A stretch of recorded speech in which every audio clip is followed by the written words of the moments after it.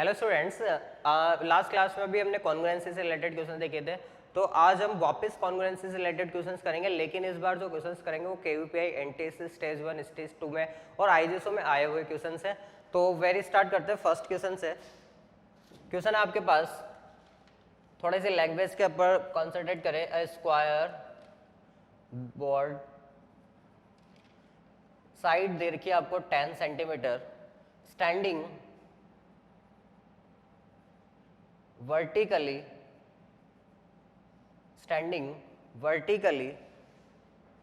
is tilted to the left so that bottom right corner is raised 6 centimeter from the ground. By what distance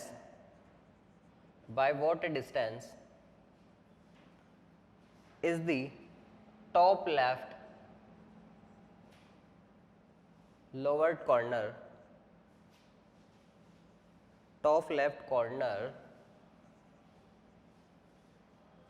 lowered from its original position? और इसके साथ आपको एक diagram दिया हुआ है। Diagram कुछ इस तरह से, मैं डायग्राम को बना रहा हूँ, ध्यान से देखिएगा डायग्राम को। ये एक आपको स्क्वायर दिया हुआ है जिसकी साइड लेंथ आपको 10 सेंटीमीटर दी हुई है। मैंने मान लिया एक स्क्वायर था ABCD जिसकी साइड लेंथ आपको 10 सेंटीमीटर दी हुई है। नेक्स्ट हमने क्या करा, जैसे ये आपका स्क्वायर है, इसको रोटेट कर दिया, टिल्ड कर दिया इस तरह से, तो टेढ़ा हो जाएगा। टेढ़ा होके होगा क्या कि जो AB की लेंथ है वो कहाँ शिफ्ट हो जाएगी आपकी, कुछ यहाँ पर, और ये जो इसको थोड़ा सा ऊपर बनाते हैं,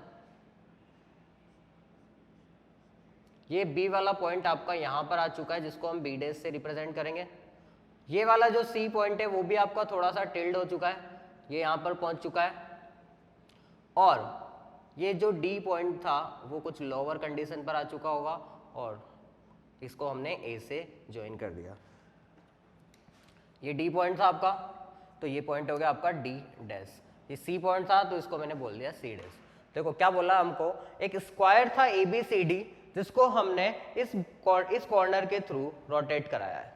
रोटेट कराने से ये कॉर्नर यहाँ पर शिफ्ट हुआ B डैश पर, C वाला C डैश पर और D वाला D डैश पर। हमें स्क्वायर की साइड लेंथ आपको 10 गिवन थी, तो अभी भी स्क्वायर की साइड तो कितनी रहेगी, 10 ही रहेगी।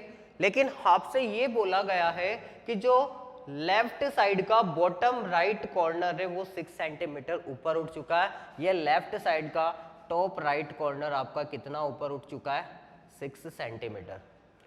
आपको ये बताना है कि जो टॉप लेफ्ट कॉर्नर है, मतलब इधर का लेफ्ट कॉर्नर टॉप, ये अपनी पोजीशन से कितना नीचे शिफ्ट हुआ है, मतलब आपको ये वाली डिस्टेंस कैलकुलेट करनी है।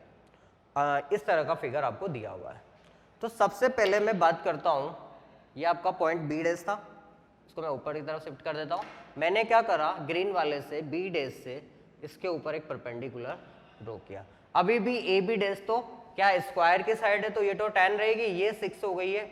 तो बाय पाइथागोरस थ्योरम मैं क्या लिख सकता हूँ, जब मैंने B डैश से इसके ऊपर E पॉइंट परपेंडिकुलर डाला तो ये लेंथ आपकी कितनी होगी, 8 सेंटीमीटर बाय पाइथागोरस थ्योरम। क्यों, क्योंकि 10, 6 और 8 का क्या होता है हमारे पास, ट्रिपलेट होता है। सबसे पहले मैं ऑब्जर्व करता हूं कि मुझे निकालनी है आपकी D पॉइंट D डैश के ये वाले डिस्टेंस, ये डिस्टेंस कहां से आएगी।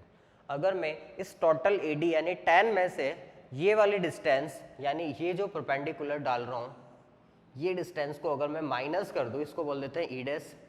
अगर इस D डैश E डैश को मैं माइनस कर दूं 10 में से, तो आपकी ये रिक्वायर्ड डिस्टेंस कैलकुलेट हो जाएगी। तो हमारा टारगेट ये है इस D डैश E डैश को कैलकुलेट करना।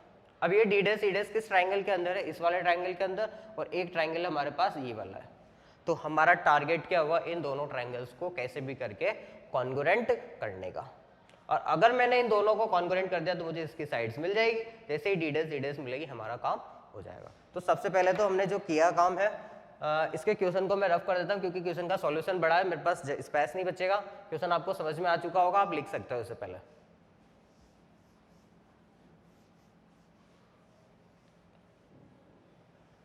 सबसे पहले मैंने पाइथागोरस थ्योरम लगा के इसकी साइड 8 निकाली, तो उसको लिखते हैं हम सॉल्यूशन में। In triangle A B dash E के अंदर जो आपकी ए स्क्वायर होगी वो क्या होगी 10 square minus 6 square by Pythagoras theorem.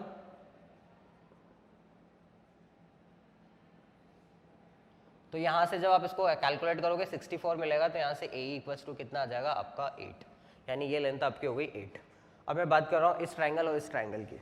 देखिएगा अगर मैं कंसीडर करूँ इस वाले एंगल को सपोज थोड़ी देर के लिए एक्स, ये आपका 90 डिग्री है क्योंकि ये स्क्वायर का एक एंगल है, तो ये 90 है ये एक्स है। अगर 180 में से दोनों को माइनस कर दूँ तो ये एंगल आपको कितना मिलेगा 90 minus x.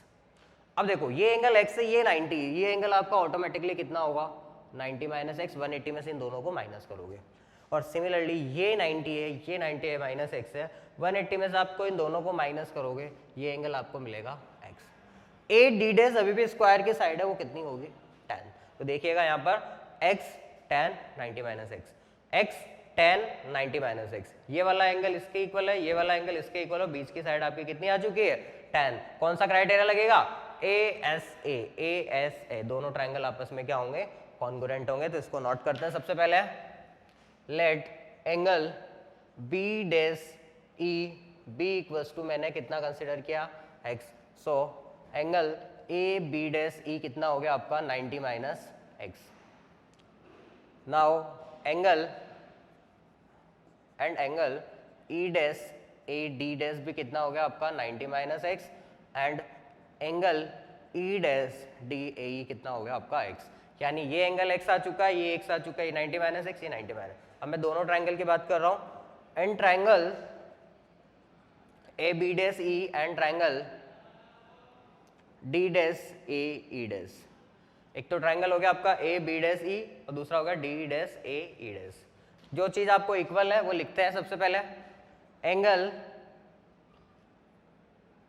E A B dash equals to angle E dash D dash A, ये कितना है एक्स। सेकेंड चीज आपको ए बी डैश से इक्वल ले रखी है डी डैश ए के, और वो कितनी है स्क्वायर की साइड 10।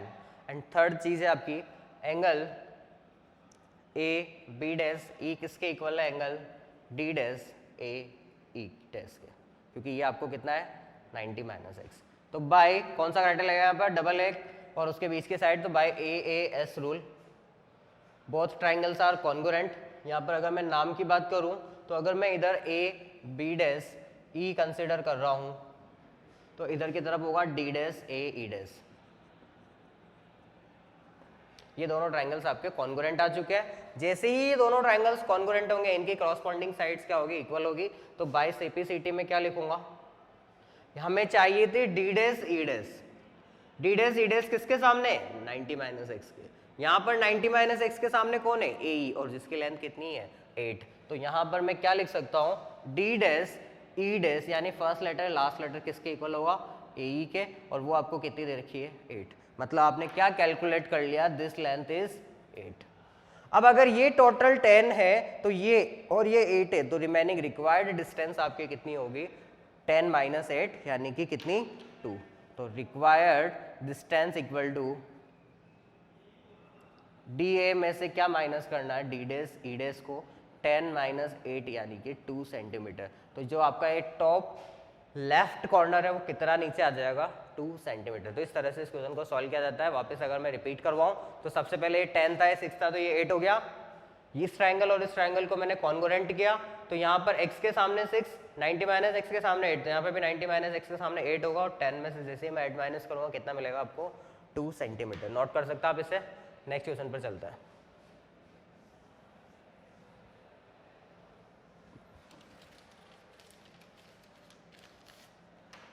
नेक्स्ट क्वेश्चन कुछ इस तरह का है, in a quadrilateral ABCD, AB is parallel to DC and the bisectors of angles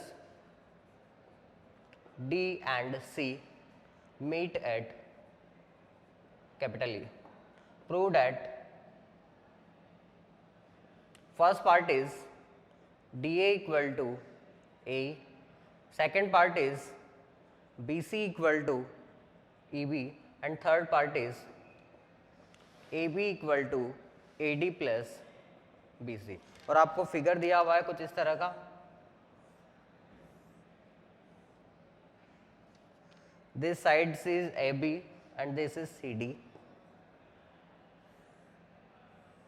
this point is E। Question को दोबारा पढ़ते हैं, जो गिवन है उसको मेजर करते हैं, फिगर को नोट करते हैं, फिगर के अंदर लिखते हैं इन क्वाड्रेटल ABCD। AB आपको पैरेलल दी हुई है CD के साथ में, बोला था bisectors of angle D and C met at E। इस एंगल D का बाइसेक्टर है, मतलब ये दोनों एंगल्स आपस में इक्वल होंगे। सिमिलरली इस एंगल C का बाइसेक्टर है, तो ये दोनों एंगल्स भी आपस में इक्वल होंगे। ये एंगल अगर मैं 1 मान रहा हूं, ये 2 मान रहा हूं, सॉरी, ये दोनों एंगल्स आपस में इक्वल थे, तो अगर मैं इसको x कंसीडर कर रहा हूं तो ये भी x होगा, और अगर इसको y कंसीडर कर रहा हूं तो ये भी क्या होगा, y होगा। दोनों E पर मीट कर रहे हैं, जो कि AB के ऊपर है। आपको फर्स्ट रिजल्ट ये प्रूव करना है DA equal to AE, second result ये प्रूव करना है BC इक्वल टू EB, और थर्ड ये प्रूव करना है कि EB की जो लेंथ है वो AD और BC यानी इन दोनों का सम होगा। अगर मैं कैसे भी करके ये दोनों रिजल्ट ले आऊंगा, थर्ड तो ऑटोमेटिकली प्रूव हो जाएगा। तो सबसे पहला काम है मेरा फर्स्ट रिजल्ट को प्रूव करना। AE और DA, AE ये रहा और DA ये रहा, ये दोनों साइड्स आपको इक्वल लेकर आनी है कि एक ही ट्राइंगल की दो साइड्स है, अगर मैं इनके अपोजिट एंगल्स को इक्वल ले आता हूं तो हमारा काम हो जाएगा। अगर मैं इनके अपोजिट एंगल्स को इक्वल ले आऊंगा तो इनकी अपोजिट साइड्स ऑटोमेटिकली क्या हो जाएगी, इक्वल हो जाएगी। तो अगर मैंने इस एंगल को x कंसीडर किया है तो मुझे इस एंगल को भी कितना लाना पड़ेगा, x लाना पड़ेगा। अब मैं बात करता हूं सॉल्यूशन के, तो मुझे पता है कि AB किसके पैरेलल है, DC के। AB और DC आपस में क्या है, पैरेलल है। तो जो एंगल AED होगा EDC के इक्वल होगा। वाई? क्योंकि दो पैरेलल लाइंस को एक ट्रांसवर्सल लाइन कट करे तो उनके अल्टरनेट एंगल्स क्या हो जाएंगे, इक्वल हो जाएंगे। तो यहां से मैं क्या बोलूंगा, angle AED equal to angle EDC के इक्वल होगा, जो कि कितना हो जाएगा आपका x, क्योंकि ये क्या है, अल्टरनेट एंगल्स, यानी ये एंगल भी कितना आ चुका है आपका, स्मॉल x। और मुझे ये तो पता था ही सही कि एंगल AED किसके इक्वल है, एंगल EDC के, क्योंकि ये क्या था, इसका angle by sector.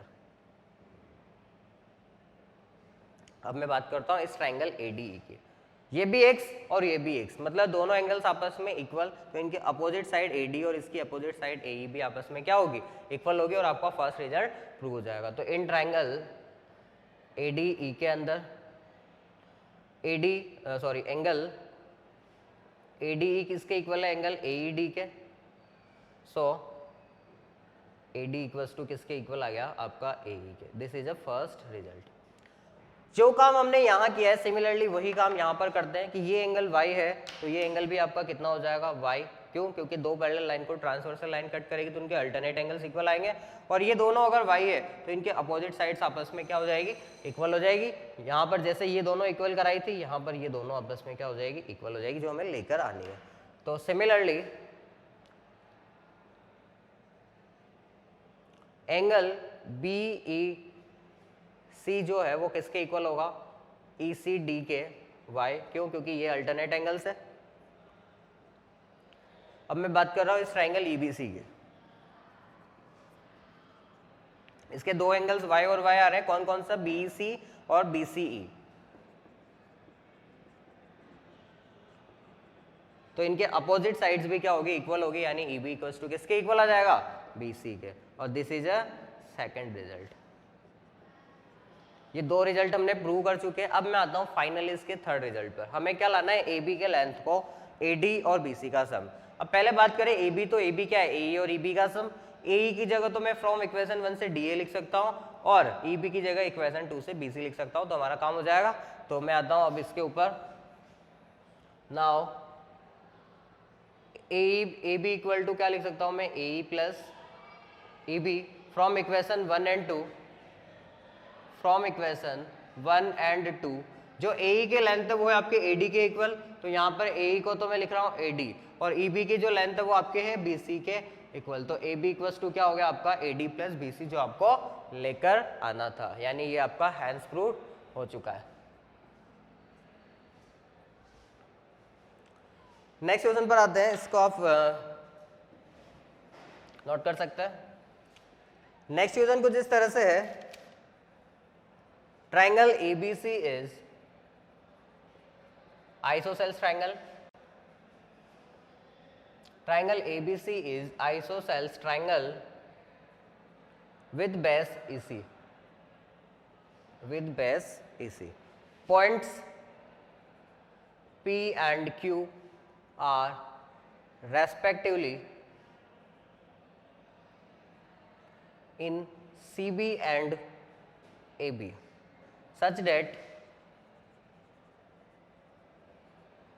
AC equal to AP equal to PQ equal to QB. Find angle B. देखो आपको सिर्फ लैंग्वेज दे रखी है, क्वेश्चन की डायग्राम भी नहीं दे रखा, आपको सिर्फ ये बोला है कि ABC एक आइसोसेल्स ट्रायंगल है जिसके अंदर बेस कौन है, AC। PQ दो पॉइंट्स है जिसको CB और AB के ऊपर रेस्पेक्टिवली लेना है और आपको एक तरह इस तरह की कंडीशन दी हुई है, AB की वैल्यू फाइंड करनी है। तो सबसे पहले मैं इसका डायग्राम बनाता हूँ। सबसे पहले हमसे बोला था ABC is isosceles triangle with base AC, यानी इस नीचे वाले को मैंने AC कंसिडर किया तो ऊपर वाला क्या हो जाएगा, B, जहां पर AB इक्वल टू क्या होगा, BC, and angle A equal to angle C होगा क्योंकि आइसोसेल्स ट्रायंगल है। सेकंड बोला है उसने P पॉइंट तो कहां पर है, CB के ऊपर, मैंने इस P पॉइंट को सपोज यहां कंसिडर किया, और Q पॉइंट कहां है, AB के ऊपर, मैंने Q पॉइंट को सपोज यहां पर कंसिडर किया। आपको बोला है AC, यानी ये AC किसके इक्वल है, AP के, ये हो गया आपका AP। सेकंड है आपका PQ, यानी ये PQ हो गया, और फोर्थ है आपका QB। ये चारों लेंथ आपस में क्या बोली है उसने, इक्वल बोली है, और इसके रेस्पेक्ट में आपको क्या निकालना है, एंगल B की वैल्यू। स्टार्ट करते हैं हमारे डायग्राम के अकॉर्डिंग। मैंने सपोज कंसीडर किया दिस एंगल इज x, इस एंगल को मैंने क्या मान लिया, x। तो अगर मैं ट्राइंगल BQP की बात कर रहा हूं तो इस ट्राइंगल के अंदर दो साइड से इक्वल है, QB एंड QD। तो QD के सामने x है तो QB के सामने वाला एंगल भी कितना होगा, आपका x होगा, यानी ये एंगल कितना आ चुका है, x। ये दोनों एंगल्स x है। अब मैं बात कर रहा हूं इस वाले एंगल की, ये एंगल इस एंगल का एक्सटीरियर एंगल है, तो अपोजिट इंटीरियर एंगल्स के सम के इक्वल होगा बाय एक्सटीरियर एंगल प्रॉपर्टी, तो x प्लस एक्स इज कितना, 2x। फिर मैं बात करता हूं इस ट्राइंगल APQ की, यहां पर AP इक्वल्स टू आपको PQ दे रखा है, AP के सामने वाला एंगल 2x, तो QP के सामने वाला एंगल भी आपका कितना होगा, 2x। फिर मैं बात करता हूं इस वाले एंगल की। अब एक बात बताओ, ये वाला एंगल चाहिए तो मुझे 180 में से इन दोनों को माइनस करना पड़ेगा, और ये एंगल कैसे मिलेगा, इन दोनों को 180 में से माइनस करने पर। भाई ये 2x, ये 2x, तो दिस एंगल कितना हो जाएगा आपका 180 माइनस 4x, ये 180 माइनस 4x से ये x, दोनों का मिलकर 180 माइनस 3x, और 180 में से आप उसको माइनस करोगे तो डेफिनेटली ये एंगल आपको 3x मिल जाएगा। मैं कैलकुलेशन करके आपको प्रॉपर्ली बताऊंगा, लेकिन आप पहले एक बार इसको एक्सप्लेन कर ले। इसके सामने 3x, तो इस इक्वल साइड के सामने वाला एंगल भी आपका कितना होगा, 3x। और हमने बोला था ABC क्या था, एक आइसोसेल्स ट्रायंगल है, तो ये एंगल अगर 3x है तो ये टोटल एंगल भी 3x होगा, और ऑलरेडी ऊपर वाला 2x है, तो ये एंगल आपका कितना हो जाएगा, x। अब मुझे चाहिए था एंगल B यानी x की वैल्यू। मुझे पता है ट्रायंगल ABC के तीनों एंगल्स का सम कितना होगा, 180, तो x 3x, और 3x को जैसे ही मैं 180 के इक्वल करूंगा मुझे x की वैल्यू मिल जाएगी। तो इसको लिखते हैं, सबसे पहले थोड़ा सा शॉर्ट में लिखेंगे, ज़्यादा लैंग्वेज में नहीं लिखेंगे, क्योंकि ये ऑब्जेक्टिव क्वेश्चंस आते हैं और ऑब्जेक्टिव क्वेश्चंस में हमें मेथड की जरूरत नहीं पड़ती है। सबसे पहले मैं बात करता हूँ एंगल B को मैंने x कंसिडर किया, so angle QBP equal to angle BPQ equals to x हो जाएगा। क्यों, क्योंकि इसकी दोनों साइड्स इक्वल थी। Now angle AQP is equals to 2x होगा, क्यों होगा, bye exterior angle property.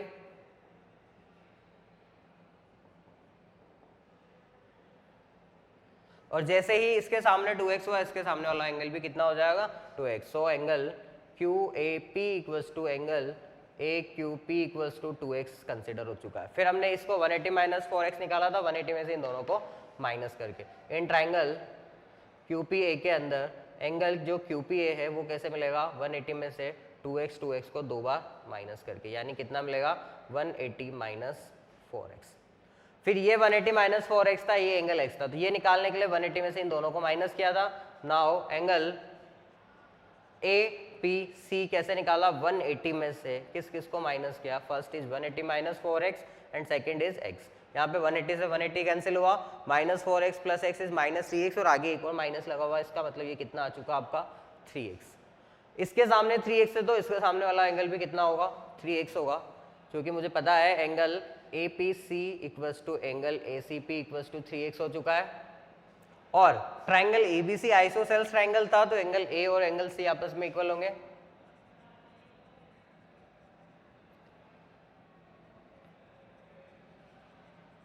So angle BAC equal to angle BCA यानी तीनों दोनों 3x, ये भी टोटल 3x, ये भी टोटल 3x और ऊपर वाला x। Now in triangle ABC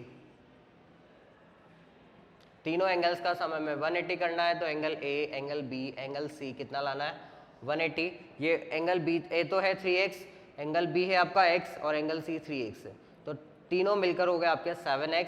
7x equal to 180 तो x इक्वल टू कितना हो गया 180/7 और x का मतलब क्या हुआ, एंगल B जो आपको कैलकुलेट करना था। तो यहाँ से एंगल B की जो वैल्यू आई वो कितनी आई है 180 divided by 7 degree.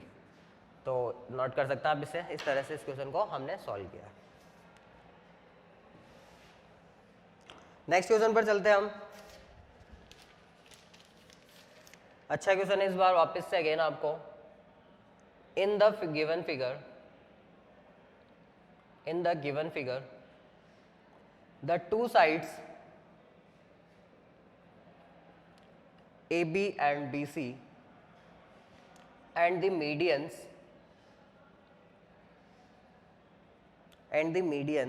AD of triangle ABC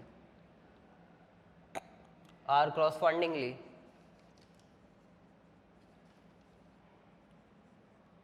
equal to the sides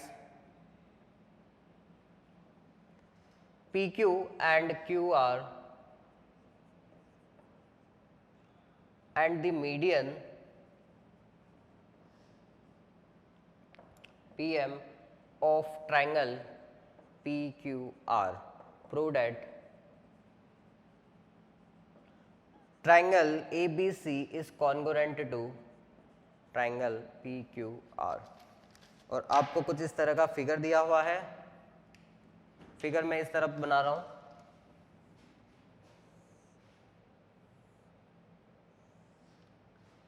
दो ट्रायंगल्स दिए हुए हैं, सॉरी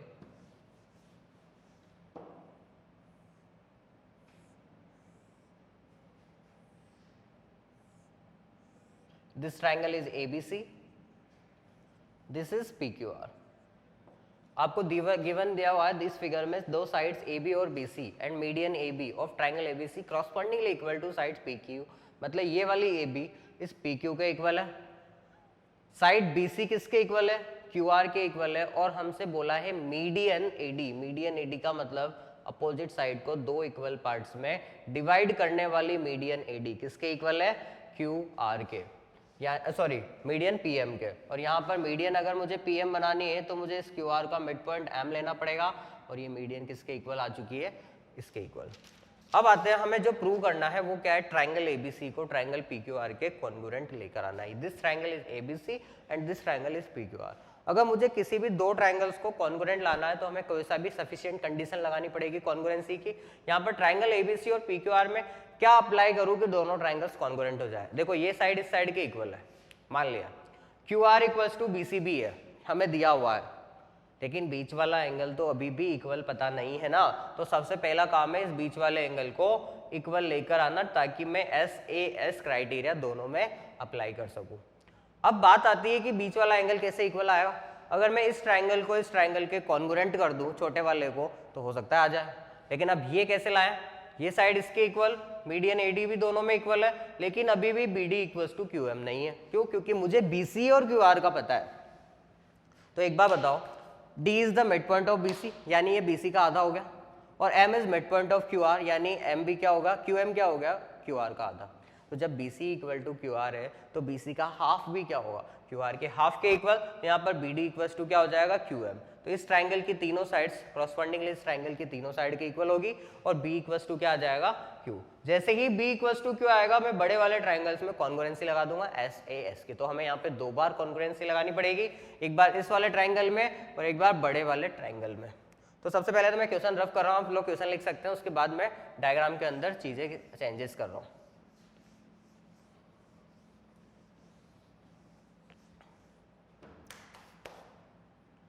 इसके सॉल्यूशन पर आते हैं हम। सबसे पहले तो बात करूं मैं in triangle ABD and triangle AQM में। एक तो हो गया आपका ट्राइंगल ABD और दूसरा हो गया AQM में। क्या क्या गिवन है आपको, क्या क्या इक्वल है लिखते हैं। सबसे पहले AB इक्वल्स टू आपको PQ पता है, गिवन था। AD मीडियन किसके इक्वल थी, PM के, ये भी आपको गिवन था। अब बात करते हैं हम BD और QM की। मुझे पता था BC और QR आपस में इक्वल है, BC और QR आपस में इक्वल है, तो BC का आधा भी क्या होगा, QR के आधे के इक्वल होगा। तो BC का आधा तो क्या हो गया BD और QR का आधा क्या हो गया QM। तो ये दोनों ट्राइंगल SSS रूल के अकॉर्डिंग आपस में क्या हो गए, कॉन्ग्रुएंट। तो by SSS rule triangle ABD is congruent to triangle PQM।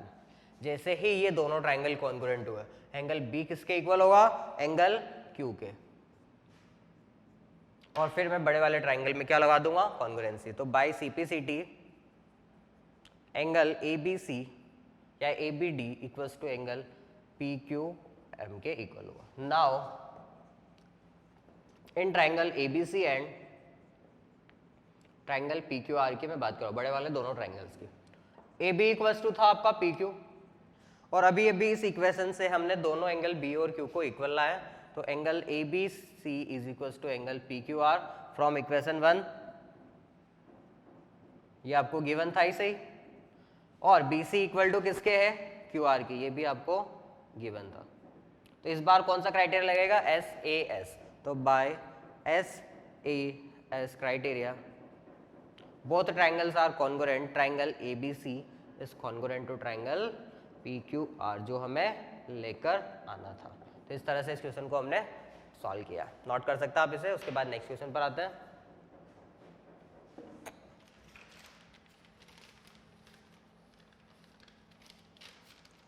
Next एक वापस से एक अच्छा क्वेश्चन है जो कि आया हुआ क्वेश्चन है। उसके फिगर को आप अच्छे से देखिएगा, थोड़ा बड़ा फिगर बनाइएगा। कुछ इस तरह का फिगर है, ट्राइंगल दे रखा है आपको। ट्राइंगल का नाम है आपका AED और कुछ इस तरह के पॉइंट्स दिए हुए हैं जो कि लाइंस को इस तरह इंटरसेक्ट कर रहे हैं। नाम है इनके, this is A B C D E F and G। बोला है in this figure AB equal to BC equal to CD equal to DE equal to EF equal to FG, then find angle DAE। ये आपको इस question के अंदर find करना है। थोड़ा बड़ा फिगर बनाना। अब देखो, सबसे पहले मैं बात करता हूँ ये फिगर है किस तरह का, किस तरह से हम इसको सॉल्व करें और क्या निकालना है। हमें निकालना है एंगल DAE, यानी ये वाला एंगल हमें लेकर आना है। साथ में दिया हुआ है AB equal to BC equal to CD equal to DE equal to EF equal to GF, ये सब हमें इक्वल दी हुई है। अब पहली चीज तो मैं आपको थोड़ा सा ओरली इस तरह का एक कंसेप्ट बता देता हूं। जैसे ये आपका एक ट्राइंगल है और ये साइड इस तरह से क्रॉस कर रही है, तो इन तीनों एंगल्स का सम कितना होगा, 180 डिग्री। और इस ट्राइंगल के तीनों एंगल्स का सम भी कितना होगा, 180। ये एंगल दोनों में कॉमन है, तो मैं डेफिनेटली ये बोल सकता हूँ कि इन दोनों एंगल्स का सम इन दोनों एंगल्स के सम के इक्वल होगा। मतलब अगर ये x और y है और ये w और z है, तो मैं यहाँ से क्या लिख सकता हूँ, x plus Y equal to w plus Z होता है ये। इस रिजल्ट को हम थोड़ा सा यहाँ पे यूज में लेंगे, तो मैं आपको पहले से ही ये चीज़ बता दी है। वापस आते हैं हमारे क्वेश्चन पे। मैंने सपोज इस एंगल को x मान लिया क्योंकि हमें निकालना है, मतलब x की वैल्यू निकालनी है। तो मैं बात कर रहा हूँ इन ट्राइंगल ABC की। यहाँ पर BC के सामने x है, तो AB के सामने वाला भी क्या होगा, x होगा। यानी अगर ये वाला एंगल x था तो ये भी क्या होगा आपका x हो जाएगा। AB के सामने भी x होगा, BC के सामने भी x होगा। ये दोनों x और x हो चुके हैं, तो इनका एक्सटीरियर एंगल इन दोनों का सम होगा, यानी ये कितना होगा 2x, इन दोनों एंगल्स का सम। फिर बात कर रहा हूं मैं BC इक्वल टू CD है, तो CD के सामने 2x है, तो BC के सामने वाला एंगल भी कितना होगा आपका 2x। यहाँ पर BC इक्वल टू CD था, CD के सामने 2x, तो BC के सामने भी 2x।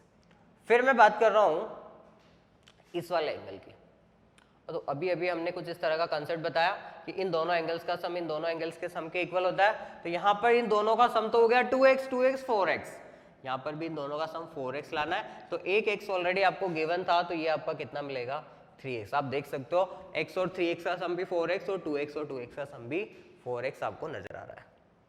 उसके बाद में बात करता हूँ ED के सामने 3x है, तो CD के सामने वाला E भी कितना होगा आपका 3x होगा। मतलब हमारे आधा काम हम अभी तक कर चुके हैं। देखो हमने दोबारा से समझा देता हूँ मैं क्या किया, AB इक्वल टू BC था, यानी ये एंगल x तो ये भी x, ये एक्सटीरियर एंगल हो गया 2x, ये इसके इक्वल होगा क्योंकि BC इक्वल टू CD था।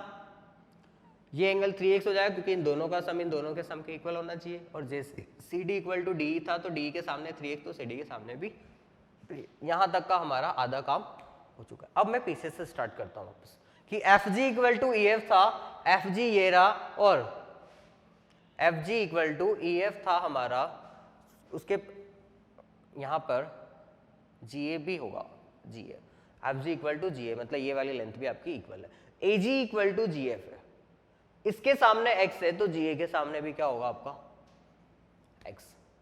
अब देखो ये वाला एंगल x, इसको मैं थोड़ा ग्रीन से रिप्रेजेंट कर देता हूं ताकि आपको थोड़ा सा कंफ्यूजन नहीं हो कि हम पीछे से स्टार्ट कर रहे हैं। ये x और ये x, तो ये टोटल कितना हो जाएगा आपका 2x, बिकॉज ये दोनों एक्सटीरियर एंगल्स हैं। उसके बाद में बात करता हूं EF इक्वल्स टू GF था, EF के सामने 2x, तो GF के सामने भी कितना होगा ये एंगल आपका 2x। देखो पीछे से स्टार्ट होने वाले को मैंने ग्रीन से रिप्रेजेंट किया, ये एंगल x तो था, ये भी x, ये एक्सटीरियर एंगल है, तो इन दोनों का सम होगा। इसके सामने 2x, तो इसके सामने भी 2x। अब आपको ऊपर की तरफ कुछ इस तरह का ट्रायंगल्स नजर आ रहा होगा कि ये 2x है, ये भी 2x है, और ये वाला x है। ये देखो ये x, ये 2x, ये 2x, तो इन दोनों का सम इन दोनों के सम के इक्वल होगा। यानी ये 4x है, तो इनको भी 4x बनाने के लिए मैंने इसको क्या करना पड़ेगा 3x लेना पड़ेगा, तभी तो इन दोनों का सम क्या आएगा 4x 4x। आप देख सकते हो 4x, यहाँ पर भी 4x। फिर ED इक्वल्स टू के ED के सामने 3x है, तो इस EF के सामने भी कितना होगा टोटल 3x होगा। यहाँ पर 3x है ED के सामने, तो इस EF के सामने भी 3x, यानी ये टोटल एंगल 3x आ चुका है, ऊपर वाला एंगल 3x आ चुका है, और ये एंगल आपका x है। तो मैं पूरे बड़े वाले ट्रायंगल में तीनों एंगल्स के सम को क्या कर दूंगा 180 डिग्री, और जैसे ही मैं 180 डिग्री करूंगा मुझे x की वैल्यू कैलकुलेट हो जाएगी।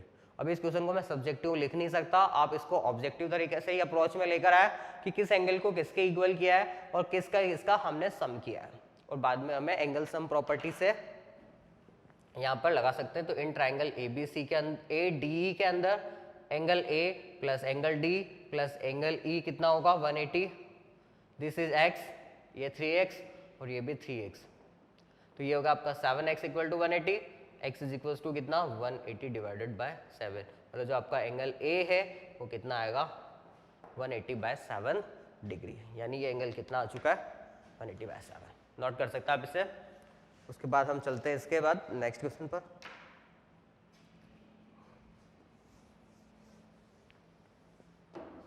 क्वेश्चन की जिस तरह से इस बार late P be an interior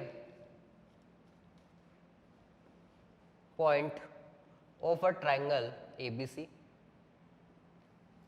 let Q and R the reflections of P in AB and AC respectively. If Q, A and R are collinears, then find angle A। Language दी है वापस, angle, हाँ ए, आपको language दी हुई है, triangle ABC की बात कर रहे हैं। ABC के अंदर P एक इंटीरियर पॉइंट है जहां पर P की इमेजेस बना रखी है रेस्पेक्ट टू AB और AC, जो कि क्या है Q और R। फिर बोला है Q और R आपका कॉलिनियर से, तो A की वैल्यू फाइंड। तो सबसे पहले तो मैं इसके डायग्राम पर आता हूँ। ये मैंने लिया सपोज आपका ट्रायंगल ABC, ये मैंने लिया ट्राइंगल ABC। इसके अंदर मैंने एक इंटीरियर पॉइंट लिया, सपोज ये वाला पॉइंट ले लिया मैंने P, और AB के रेस्पेक्ट में मैंने इसकी मतलब AB को अगर मैं मिरर कंसिडर करूं तो इसकी इमेज कहाँ पे बनेगी, कुछ इस तरफ बनेगी। सपोज मैंने मान लिया ये पॉइंट है आपका Q, क्योंकि इसकी मिरर इमेज है। अब जब मिरर इमेज की मैं बात करूंगा तो अगर आप मिरर के सामने खड़े होगे तो आपकी इमेज कहाँ बनेगी, मिरर के पीछे, लेकिन उतनी ही डिस्टेंस पर। तो ये डिस्टेंस इस डिस्टेंस के क्या होगी, इक्वल, साथ में एंगल भी कितना होगा, 90 डिग्री। अब अगर मैं AC को मिरर कंसिडर करूं तो P की इमेज कहां पर बनेगी, कुछ इस तरफ। यहां पर ये डिस्टेंस इस डिस्टेंस के इक्वल होगी और दिस पॉइंट को हमने बोल दिया R, और साथ में ये एंगल भी कितना होगा, 90 डिग्री। और हमसे बोला है कि QAR क्या है आपका, कोलिनियर पॉइंट्स, मतलब एक ही लाइन के ऊपर होना चाहिए। ये QAR आपको एक ही लाइन में यानी कोलिनियर आपको दिया हुआ है और आपको इस एंगल A की वैल्यू फाइंड करनी है। ओके, तो स्टार्ट करते हैं। एंगल A के लिए हम क्या कर सकते हैं, हमने सबसे पहले इस P को A से ज्वाइन किया बाय ग्रीन मार्कर। अगर मैं इन दोनों ट्राइंगल्स की बात करूं तो एंगल दोनों में 90-90 है, ये डिस्टेंस दोनों में इक्वल है और ये वाला दोनों में कॉमन पार्ट है। तो अगर ये वाला एंगल स्मॉल x है तो ये एंगल भी कितना होगा, स्मॉल x। सिमिलरली ये दोनों ट्राइंगल्स भी आपके कॉन्ग्रुएंट है, ये वाला एंगल y होगा तो ये वाला एंगल भी कितना हो जाएगा, y। और अब मुझे पता है QAR कोलिनियर है, इसका मतलब चारों एंगल्स का सम 180 डिग्री होगा। तो 2 बार x और 2 बार y का सम 180, तो x प्लस वाई कितना मिल जाएगा आपको, 90, जो कि आपको निकालना है। x प्लस वाई ही तो आपको निकालना है। तो इसको स्टार्टिंग कैसे करें, इसके प्रूफ पर आते हैं हम। इस पॉइंट को मैं बोल देता हूँ सपोज x, इस पॉइंट को मैं बोल देता हूँ y। तो in triangle AXQ and triangle AXP के अंदर डायरेक्ट लिख रहा हूं मैं, angle AXQ, sorry triangle AXQ is congruent to triangle AXP by SAS rule, and triangle APY is congruent to triangle ARY, वो भी कौन से रूल से, बाय SAS रूल, क्योंकि ये दोनों में कॉमन है, ये इक्वल है और दोनों में 90-90 degree. So angle QAX equals to angle XAP, मैंने सपोज क्या मान लिया, X, and angle RAY equals to PAY को मैंने कितना मान लिया, Y। लाइट, अब मुझे पता है ये कोलिनियर है QAP, तो इसके ऊपर जितने भी चारों एंगल्स हैं इन सबका सम होगा 180 डिग्री। तो यहाँ पे मैं ऊपर लिख रहा हूँ QAR are collinear points, so that angle A के ऊपर जितने भी एंगल्स बन रहे हैं उन सबका सम 180। तो x प्लस y होगा आपका 180 डिग्री। यहाँ पर 2 टाइम्स ऑफ x हो गया एंड 2 टाइम्स ऑफ y हो गया। तो x प्लस वाई की जो वैल्यू है वो कितनी मिली आपको, 90 डिग्री। और x प्लस वाई एक्चुअल में है क्या, x प्लस वाई आपका टोटल एंगल A है। तो यहाँ से जो एंगल A मिलेगा वो आपको कितना मिल चुका है, 90 डिग्री। तो यही आपको एंगल A की वैल्यू निकालनी थी। किस तरह निकाली हमने, रिफ्लेक्शन के थ्रू दोनों ट्रायंगल्स को कॉन्ग्रुएंट करके, और कितनी आई आपकी, 90 डिग्री। तो आज की क्लास को खत्म करते हैं। नेक्स्ट क्लास में हम ट्रायंगल से रिलेटेड इनइक्वालिटीज की स्टडी करेंगे। Thank you very much.